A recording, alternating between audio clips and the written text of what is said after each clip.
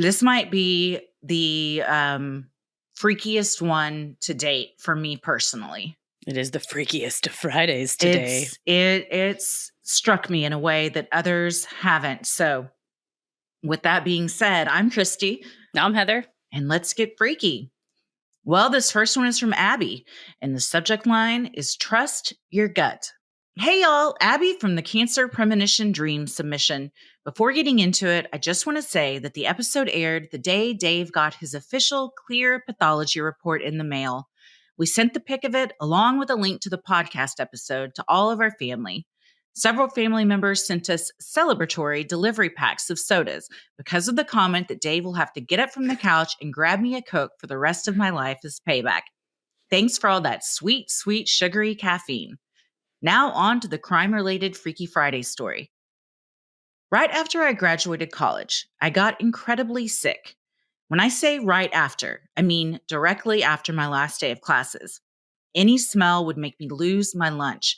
I basically made a bed in the bathtub and lived next to the toilet for days on end. Also, I had just gotten my first job offer and was moving 30 minutes away to Austin on very little notice to start. Being so sick, I couldn't really get in a car and ride around with some realtor lady to find a place. So I just picked a place in my budget, close to the river and some pretty walking trails, and signed sight unseen. I hired movers and managed to get myself moved into the new third floor apartment, but that was the last functional thing I could do. My sister actually ended up coming to pick me up, and I went back to Houston for my family to help me get better. Turns out I had cyclospora. Don't look it up. It's a parasite. Just be careful of farmers markets in Central Texas. So I was gone for weeks. When I was finally well enough to return to my apartment, I found quite the surprise. Opening my front door, I immediately saw that someone had been in my place. Remember, I left immediately after getting moved in. Next to nothing had been unpacked. I started assessing the damage. So many boxes had been opened, packing paper and clothing everywhere. Am I the only one that uses clothes to wrap valuables? Slowly, I started realizing that this was not a normal B&E. A large fishbowl of tips from my prior go-go dancing gigs was just sitting there untouched on my counter. My TV and laptop were still there. No jewelry had been stolen. What had been stolen? My diaries. All of my diaries. Diaries dating back a decade. It gets worse. These diaries are thick, 1 to 2 inches, hardback, all the same style, one a year. Because they're so heavy, I packed them in different boxes. Whoever broke in rifled through the various boxes searching for these.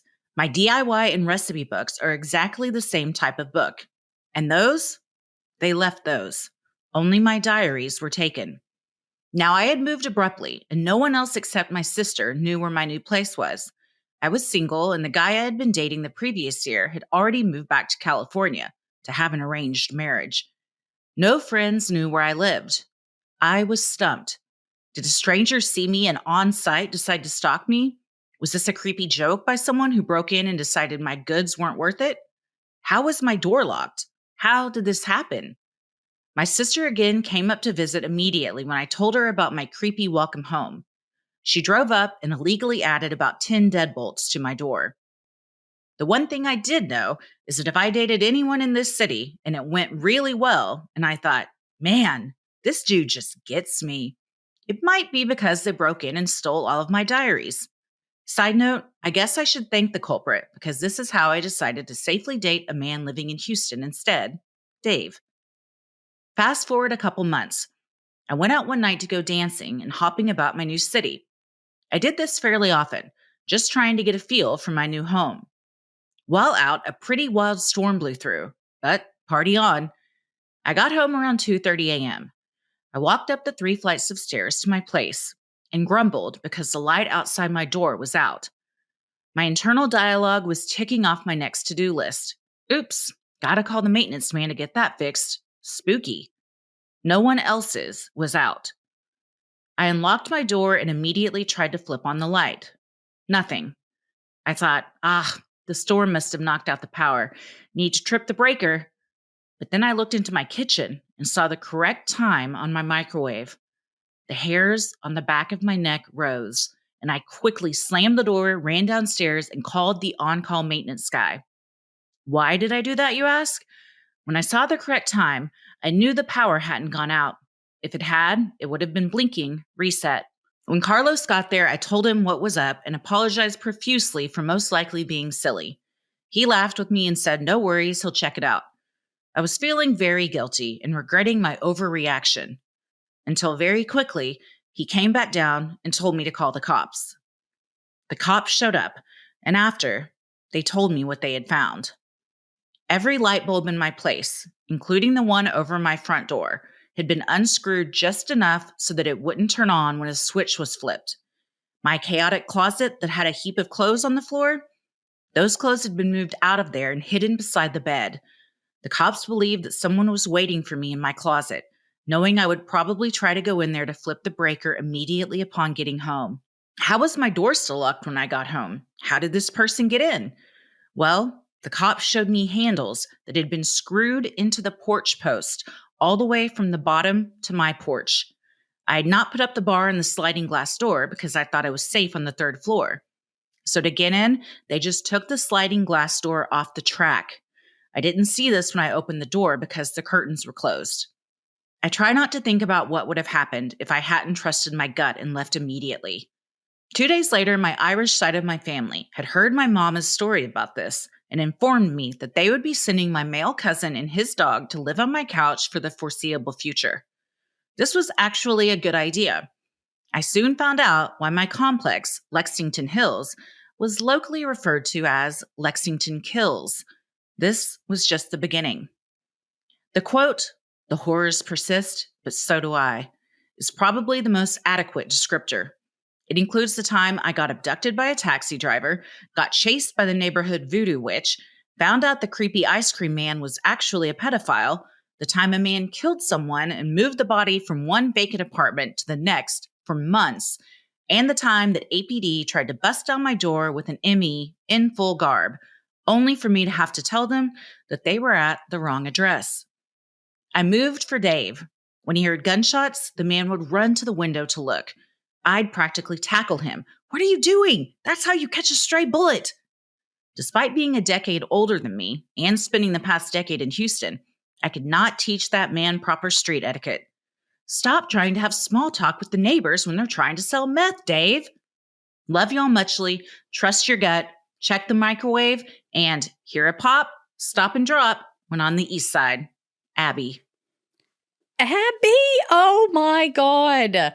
This terrifies me. The light bulbs. The whole thing, the stealing all of the diaries. And only the diaries, and chills. Going through boxes to find the extra ones and leaving everything else. So now this person knows everything, all your deepest, darkest secrets. And then the time it takes and the planning, screw in handles from the bottom, the ground up to the third floor so somebody can climb up the outside and then unscrew every light bulb just enough so you might not notice it, but it's not going to come on. No. God, that is so sinister. And if you'd gone into that closet, I don't think you would be here to send us this email. And to know, in that moment of like coming home from the bar at 2:30 and still have enough wits about you to be like, nah, this ain't right. The clock would have been out if the storm had done this and then left. Somebody just whispered in your ear a little, "Look to the microwave." Right. Dude. It's your that survival instinct or mechanism or whatever to do that math in your head where you're like, oh, the light must be out. Oh, tell the maintenance guy, open the door. Oh, the light's inside. It must be the storm. Look at the microwave and be like, beep, boop, beep, boop, beep. Wait a minute. And not just go, oh, that's weird. Maybe it's on a different breaker, but to go, I don't know, this seems strange. I'm going to go. It's better safe than sorry. And shout out to the maintenance man for being like, oh yeah, no big deal. I'll check. And then like, I have checked and you should run. Fuck. That's so crazy too, that he would be able to notice that so quickly. I mean, I guess the maintenance guy? Yeah. Yeah. And I guess when the guy in the closet heard the doors shut and then maybe the maintenance guy come back, he bolted, but I ran out sliding door. Yeah. God. And back down. I mean, the planning that takes is, anyone that is willing to go to those links, I feel like those are the types of people that you have to be the most scared about. Yeah, because it's not an impulsive thing. It is a meticulously planned thing for a long time. And not just, I accidentally left my door open and he popped in because it was an opportunity. It was, no, you drilled the handles in the outside so you could climb up to my patio door. And like, I call me paranoid, but when I lived on high floors of apartments, always locked my my patio door and double bolted it, only because I was like, I don't know if somebody's going to climb over from one next door, climb up, climb over, or come down. I don't like having an exit. Even if you're on the second or third floor, lock those patio doors, because you never know what people are willing to do. And sometimes, like, if they know, like, well, I bet they don't lock that up there because they think they have this sense of security. Also, a lot of times you can tell just from looking outside if somebody has that bar down. That's fair. That's a good point. Because your blinds are on the inside, so you would still be able to see if the bar was up or not from the outside. And that's the thing about, like we talk about not feeling bad that you've been targeted because the snake is just a snake. Like, the type of people that are going to break into apartments are just scanning. And it's like they have that gut instinct to like say, oh, that's something I can exploit. That's a vulnerability I can exploit. So that is eerie. I'm very upset for you for not only the break-in, but also the diaries. That's such a precious, it's a tactile, precious memory that you have that's now been stolen from you. And if somebody stole all my journals, I would go on a killing spree. Dude, I'm so precious about my notebooks. This makes me want to like put them like under lock and key, because I would lose or like go and scan them. For them. Yeah, get a safe or go and scan it or something, because it makes my stomach hurt to think about losing all that and being like, oh, I could have gone back and seen. Like, I have one of my diaries from Hurricane Katrina, like something like that, where it's like, I don't remember what I was feeling. And then I look and I'm like, oh, yeah, no, I remember. Damn. And, just even if something you wanted to process, and regardless if you never look at it again, that's like an intimate thing that that's yours, that it's freaking scary as hell that they left a big old bucket of money, a laptop, a TV. That's what makes you sick, where you're like, oh, they're not here for stuff. They're not here for stuff. They're here for something that can't be replaced. Yikes. Yeah, it's such a violation to know that your house or anything has been broken into at all, and all your stuff rifled through and somebody's been touching it. But then the one thing that gets taken is like your most deepest, darkest secrets. Horrifying. Also, to keep a journal, a diary every year is amazing. When I read that, I was like, fuck, I wish I'd done that a long time ago. I'm like, I'd love to be able to look back when I was like 18 and see like I got some diaries, but I wish that I had been like diligent about really kind of journaling and documenting stuff that, like you said, there's no way I would remember all that stuff now. But then if I had and somebody took it, oh, I'd be so pissed. I'll kill you. My grandma, it's not too late. My grandma started journaling. She was born in 1916 and she started journaling in the mid 60s. So she would have been like in her 40s when her sister got cancer. And she initially started journaling to keep notes of like what the doctor said and her sickness and her prognosis. Well, then she just took that and started like journaling every day, or not journaling, but like keeping a diary every day. And for us to go back and look at like my birthday, and it's like, oh, Nancy went to the hospital. It's like so exciting. So it's not,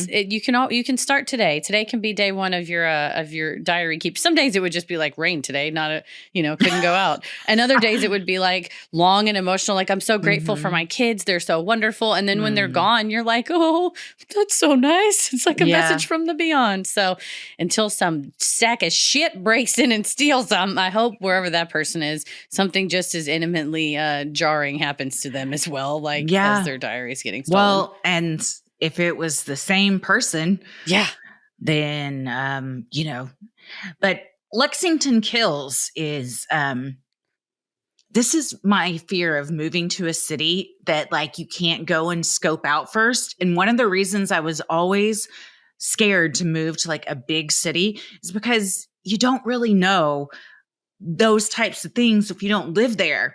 So somebody's got to tell. So when you see a single woman move into Lexington Kills, just somebody do her a favor and be like, by the way, This has a reputation around here, but Jesus Christ, the track record this apartment complex has is very upsetting.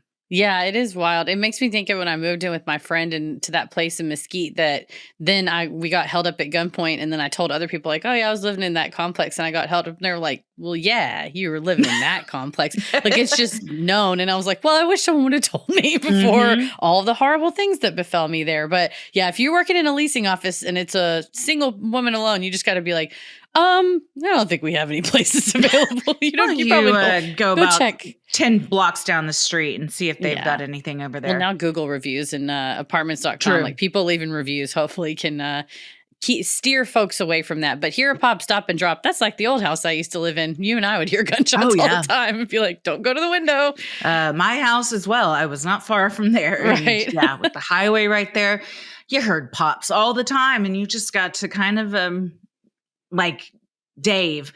Yeah. If you're not used to it, you're like, oh, what was that? But once you live there a while, you're like, just ignore it. Like, just stay away. Mind your business. I hope it's fireworks. I can't tell. But speaking of Dave, we do want to say congratulations on the clear pathology report. That's great news. Amazing. Yes, that is definitely. And like you said, Abby, if it took this to meet Dave, perhaps losing all of those diaries was worth it. True. You get the love of your life. Mm-hmm. Well, thank you so much for sending that in. And thank you for trusting your gut. Mm-hmm.